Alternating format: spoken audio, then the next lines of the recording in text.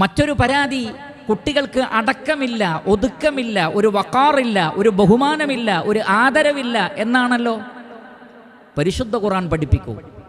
നബി സല്ലല്ലാഹു അലൈഹി വസല്ലമ പറഞ്ഞത്, ഒരു സംഘം ഖുർആൻ പഠിക്കാൻ വേണ്ടി ഇരുന്നാൽ അതിൻ്റെ ഒന്നാമത്തെ നേട്ടം ഇല്ലാ നസലത്ത് അലൈഹിമുസ് സക്കീന, ഒരു പ്രത്യേകമായ സക്കീനത്ത്, സമാധാനം, വഖാർ, അത് അവരിലേക്ക് ഇറങ്ങുന്നതാണ്. ഖുർആൻ പഠിക്കുകയും അർത്ഥസഹിതം മനസ്സിലാക്കുകയും ചെയ്യുന്ന ആളുകൾക്ക് ഒരുതരം പക്വത, പ്രത്യേകമായ പക്വത കാണാൻ കഴിയും. എപ്പോഴും അവർ ശാന്തമായ സ്വഭാവമായിരിക്കും. അല്ലദീന ആമനു വതത്മഇന്നു ഖുലൂബുഹും ബിദിക്രില്ലാഹ് അലാ ബിദിക്രില്ലാഹി തത്മഇന്നുൽ ഖുലൂബ്. വിശ്വസിക്കുകയും അല്ലാഹുവിനെ കുറിച്ചുള്ള ഓർമ്മ കൊണ്ട് ഹൃദയം ശാന്തമായി തീരുകയും ചെയ്യുന്നവർ. അലാ ബിദിക്രില്ലാഹി തത്മഇന്നുൽ ഖുലൂബ്. അല്ലാഹുവിനെ കുറിച്ചുള്ള ഓർമ്മ കൊണ്ടാണ് ഹൃദയം സമാധാനപ്പെടുന്നത്. അടക്കവും ഒതുക്കവും ഉണ്ടാവും ഹൃദയത്തിന്. ഖുർആൻ പഠിക്കട്ടെ മക്കൾ, അതിൻ്റെ അർത്ഥം മനസ്സിലാക്കട്ടെ.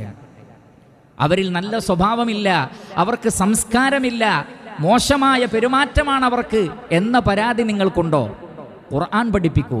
കാരണം പരിശുദ്ധ ഖുർആൻ തസ്കിയത്ത് നൽകുന്ന ഗ്രന്ഥമാണ്. യത്ലൂ അലൈഹിം ആയാതിഹി വയുസക്കീഹിം. അള്ളാഹുവിൻ്റെ ആയത്തുകൾ ഓതിക്കൊടുത്തുകൊണ്ടാണ് നബി സല്ലല്ലാഹു അലൈഹി വസല്ലമ ഒരു സമൂഹത്തെ സംസ്കരിച്ചെടുത്തത്. ഏറ്റവും വലിയ തസ്കിയത്തിൻ്റെ ആളുകളായി മാറിയത് ഖുർആൻ പഠിച്ചിട്ടാണ്. അതുകൊണ്ട് അവർക്ക് നല്ല സംസ്കാരം ലഭിക്കണമെങ്കിൽ, നല്ല സ്വഭാവം ലഭിക്കണമെങ്കിൽ അവരെ ഖുർആൻ പഠിപ്പിക്കൂ.